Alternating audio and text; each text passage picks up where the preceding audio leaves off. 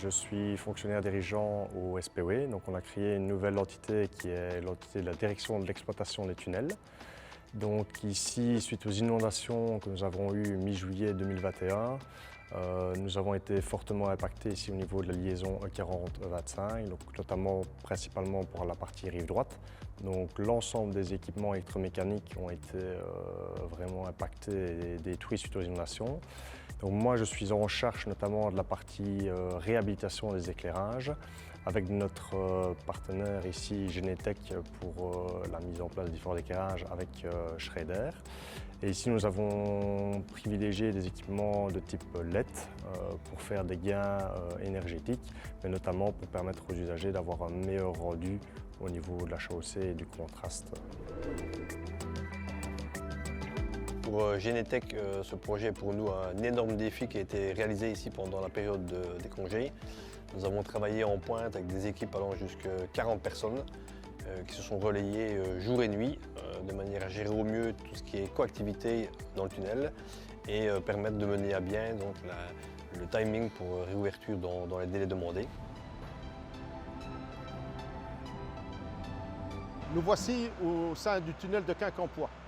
La rénovation avait pour objectif de remplacer les luminaires qui avaient été détruits lors de l'inondation de 2021. Pour ce remplacement, Schreder a opté pour la technologie LED. Cela a deux avantages. Le premier, ça diminue la consommation d'énergie et le deuxième, ça améliore le confort des conducteurs. Combinant nos solutions avec celles de Phoenix Contact, on a pu réaliser les besoins du cahier des charges. Voor de vernieuwde verlichting van de E25-tunnels te Luik werd gekozen voor de producten van het T-Flex-programma. De T-Flex Line voor de basisverlichting, T-Flex Combi voor de versterking en T-Flex Base voor de veiligheidsverlichting. Dankzij een uitgekiende selectie van de optieken worden zowel de wanden als het wegdek op een perfecte manier uitgelicht.